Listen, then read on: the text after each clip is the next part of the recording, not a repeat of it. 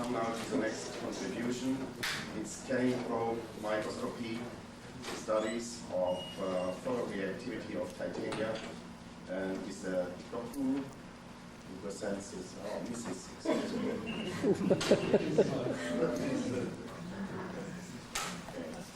This is Dokou who presents this. Well, I'm happy to be here and have the opportunity to present some of our work on the photoreactivity of titania using atomic force microscopy.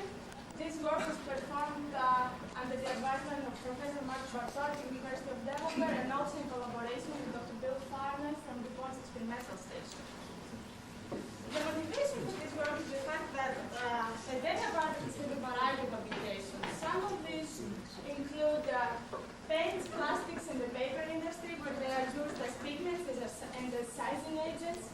They are also used in environmental applications as photocatalysts to oxidize organic pollutants. Also, of course, as we've seen even today, titania has a variety of catalytic applications, both as a catalyst and as a support material. And also of interest to us are some photovoltaic applications where there's interesting research taking place on titania-based photovoltaic cells. Furthermore, more than 1 million tons of titania are produced every year, and nearly all of that is in a particulate form. So there's a need for methods that can probe the individual titania particle with high resolution. And as you can see, a lot of these applications involve photoactivity of titania. So there is a need for techniques that can study ways to tailor this the activity of these photocatalysts. Our approach is to try to develop methods based on atomic force microscopy. First of all, to study the morphology of the titania particles with very high spatial resolution. In order to probe the photoreactive sites on these surfaces, we use the reduction of silver salts to metallic silver. And having developed these techniques, we want to use them in order to see if we can find out ways to manipulate the performance of these K2-based catalysts and photocatalysts. And in order to achieve that experimentally, first of all, one needs to isolate and immobilize the titania particles. And we do that by grabbing them on these nuclear polycarbonate membrane filters. Once they are immobilized on the filters, we can actually image them using tapping mode AFM, and we do the imaging in air at room temperature. We simultaneously collect high data, and high detection gives us the actual dimensions of the surface features, along with phase data, and phase shift detection can provide us with very high resolution. And all the images that I'll be showing you today are all phase data. And I'd also like to point out that we've used two different structures of titania, rutile and anatase, in this study. These two different materials have different properties, and I'd like to draw your attention to the difference in the absorption onset. One would expect that since they have different absorption onset, they have different photosensitivity, and I will demonstrate that momentarily. So if we look at these particles with the AFM, these are typical images of what we see. So these are tapping mode AFM phase images, and in image A on your left, you see a typical rutile crystallite, and in image B, on your right, a typical anatase crystallite. The average particle size for the rutile crystallites, and this is a typical single twin crystal, is about, this particular one is about 450 nanometers, and the primary particles range from 200 to 300 nanometers. In the case of anatase, the primary particles are a bit smaller, about 100 to 200 nanometers, and they are agglomerated in order to reach pigmentite dimensions of about half a micron, so the morphology is a bit more complicated. But in both cases, you can see that we can observe the facets on the crystallites using AFM, and there are large areas that are relatively smooth on the nanometer scale. Then we wanted to see the resolution that we can achieve with AFM, at least on these samples, is high enough in order to study real catalysts. In the cases where you might have a supported metal catalyst with really small metal particles and low metal loading. So what you see here is a comparison of high-resolution transmission electron microscopy and AFM on a gold supported on anatase titania catalyst.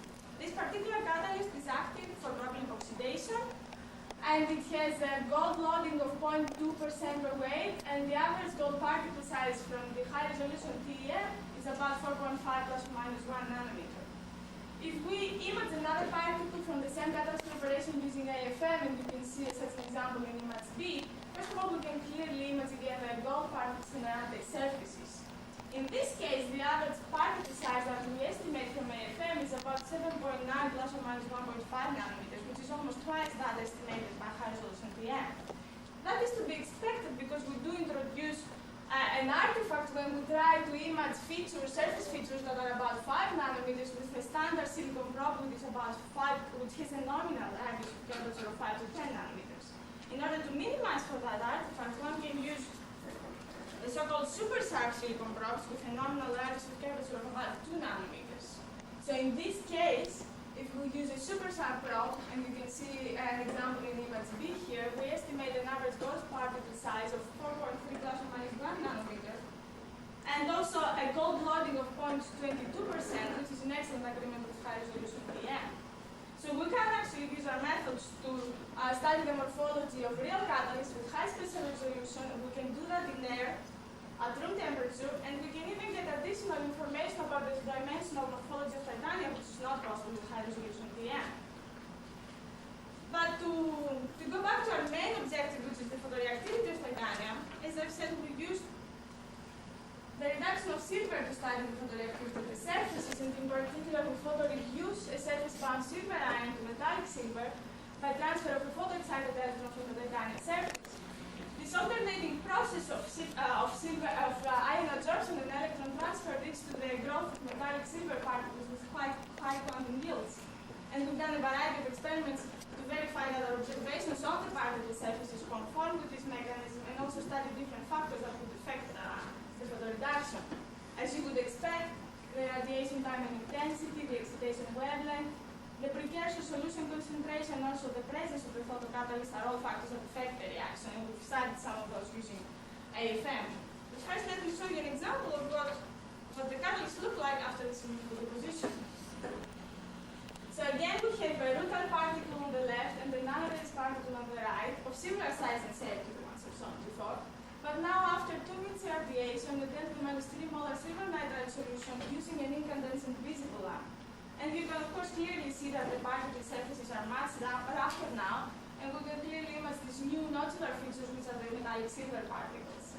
In the case of rutile, the average silver particle size is about 11 nanometers, while in other days it ranges from 11 to 14, apart from a few larger particles around 30 nanometers that seem to grow on certain surface non-uniformities.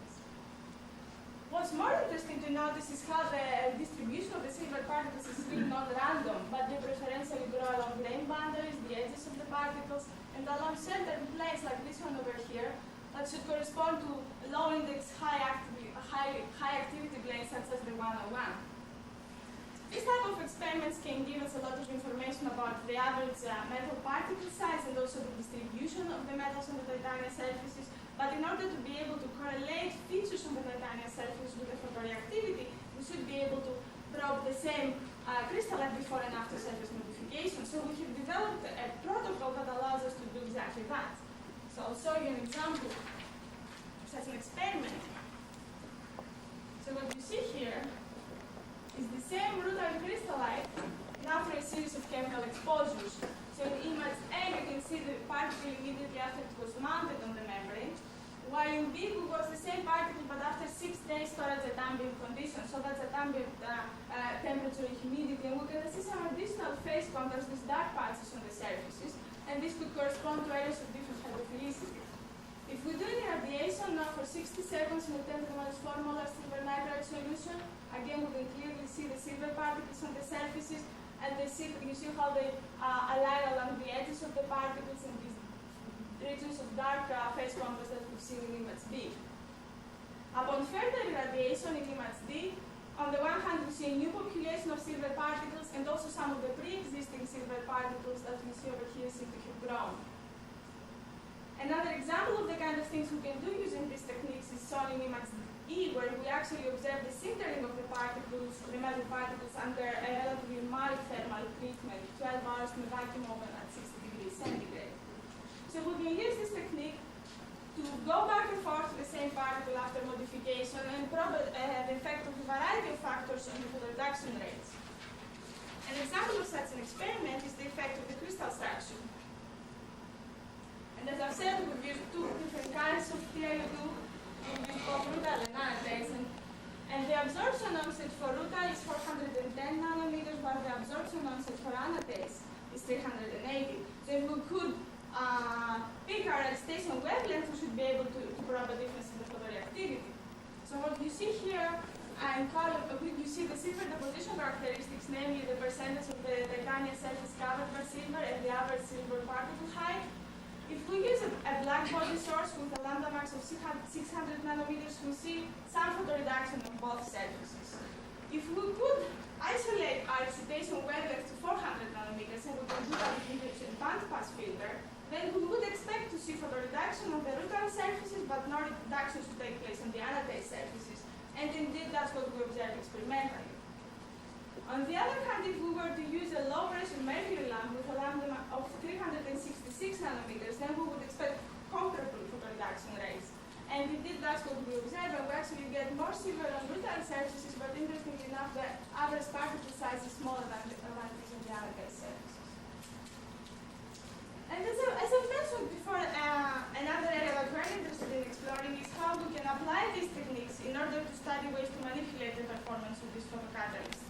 One way people have been using these catalysts in order to enhance their activity, they have been doping them with metals. So we wanted to see if we could use our techniques, first of all, to do the metal deposition, and then also study the morphology of the catalyst. As an example here, I have now again, rutal and anatase titanium particles now after 10 minutes radiation in a 10⁻³ molar gold chloride solution. And again, you can clearly see the little gold particles on the titanium surfaces. So our techniques can be used in order to probe metal decorated titanium particles, and photoreductions can be used in order to decorate the titanium surfaces with metals.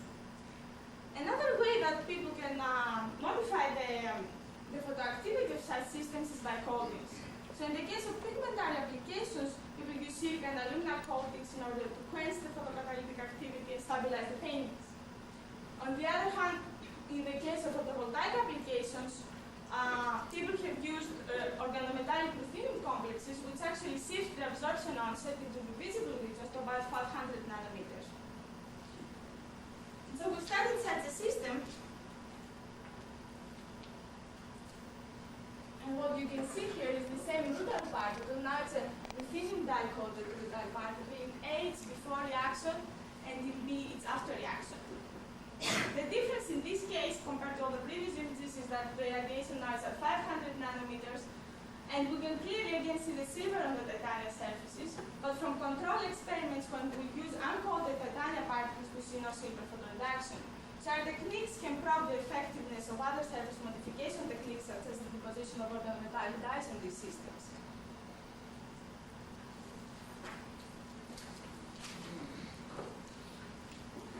So in conclusion, we have been able to develop atomic force-based methods that can probe the morphology of individual titanium particles and decorated, either metal decorated or coated titanium particles with high resolution. Actually, in some cases, the resolution can be comparable to that of high resolution transmission electron microscopy. Furthermore, we've even developed a protocol that allows us to study the morphology of the same crystallite before and after surface modification. Using silver photoreduction, we can effectively probe the distribution of photoreactive sites on the titanium surfaces. And these reactions can be generalized, and photochemical reduction of ions can be used to generate supported metal catalysts with a uniform nanoscale metal particle size. And as a final comment, these tools can be used, and they have easily been used now extensively in order to define structure-activity relationships, which could eventually lead to the rational design of surfaces, especially catalyst surfaces, where the reactivity needs to be not only characterized but also controlled at a microscopic scale. With that, I'd like to acknowledge a couple of people, Professor Delgas and Eric Stanford at Purdue for the gold anatase catalyst, the Center for Nanomachine Surfaces at Delaware and DuPont for funding. Thank you for your attention, and I'll be happy to answer any questions. Thank you very much, Mrs. Dokou. Yeah, any questions? Could you explain in order of runtime pictures that you show, it looks like the material is made of layers. Could you put one of the pictures It's there? not in very, here? yeah, I know. But there's no really, you don't expect this kind of shape. This? The one in the left. This. Part of this is real and part of this is a distortion. These are really three-dimensional. In contrast to most of the images we have seen today that are really flat surfaces, these are actually about half a micron high.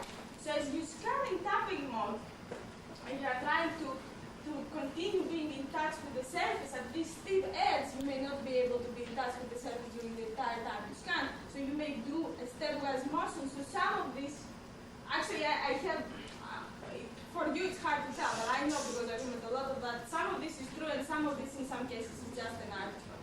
But these particles, and also from electron microscopy we have done on these particles, are known to expose 1-0 wall and 1-1-0 surfaces, and then there are lots of stepped surfaces on the sides. I asked one secondary question. Like you do AFM for your institute, like in solution, if the sample in solution, does the institute to take a AFM? Well, no, actually what this is, no, I'll explain what I'm doing and I'll explain why you can't really do, or at least I haven't been successful in doing what you described. What I do is I image the particle, I take it out of the microscope, I image it in air, I take it out of the microscope, I do the reaction in solution, dry it with nitrogen, then put it back into the AFM, and through a process to be able to find the same submicron area on the sample surface and image the same particle again. In principle, one should be able to do this in real time in solution, but the problem is that when you do tapping mode in liquid using some silicon nitride tips that are available, those are much softer than the standard silicon probes that I use here, so the resolution that we get is really much poorer in phase imaging when we do imaging in liquid. So I mean, I have been able to image the titania in solution, but the resolution is not as high as the one. Like for titania, you compare AFM and the TM, which is a more high resolution. It depends on what you want to do. If you want to get atomic resolution, high resolution TM will give you atomic resolution, but if you want to get three-dimensional information on the titania surfaces, like what I'm showing you here, you cannot get that from TM. You have to use the AFM. Okay, you need from here, okay. Okay, in a side sentence you mentioned gold titania as a good catalyst for I propylene didn't oxide. say it's a good catalyst. I said that this particular sample, no. I wasn't stupid enough to say that. I said that this particular, and I have the reference if you want me to, this particular sample which I did not prepare, it's being prepared by the deposition precipitation method, the Haruka method, and it is actually for carbon oxidation. Of course, the comparisons you get are very low, but nevertheless, they have been able to produce carbon dioxide, and this is work that's been done by Stanland at Purdue. I did that. But it's not a good catalyst. It can produce Can you give carbon us figures? dioxide. I can, I don't know if I have the reference with me, I can get together and give you the reference, Okay. yeah. I mean, I have the reference, I don't know if I have the paper. Yeah. Because I like to compare. Okay. So, sure. Some of these multi-year studies represent, in the conclusions, that this kind of studies represent the relationship between structure and the chemical properties. That's true in a limited sense. Yeah. They do not represent their own three-dimensional lattice crystals because the homage effect, as we all know, are critical in many ways. I just said that they have, yeah, I just said that they can be used in order to define structure activity relationships. And for me, the main advantage of these techniques compared to doing studies in bulk powders is that when you get structure activity relationships from bulk powders, from a gram of powder, you can probably a billion particles. In this case, you can pinpoint like 3-grain boundaries and things like that on particle surfaces that one would expect to be photoactive, and you can actually see it visually. Okay, short question and a short answer. Well, very small silver particles they have very low redox potential and are corroded by water. So can you tell us how did these particles are formed? What is the mechanism? The mechanism is actually... So this is up to 8 atoms of silver. No, these are actually much larger, because if you think that they are 11 to 20 nanometers. Yes, I presume because they are detectable, but how they are formed, because 2 or 3 or 5 or even 7, they will react with water like alkali metals. No. There has been a lot of work on silver deposition and titania particles, even much smaller particles than this. There's work by, actually this particular work that I cite here, the titania particles are 4 nanometers, and they are able to deposit silver nanoclusters that are just a few atoms on the titania surfaces. This is all done in suspension and they do not corrode. And actually this is metallic silver, what you get on the surface. From XPS afterwards, that's metallic Well, silver. I don't want to take your time, but I should discuss it. Maybe Yeah. later on. Yeah. Okay, once again, thank you very much.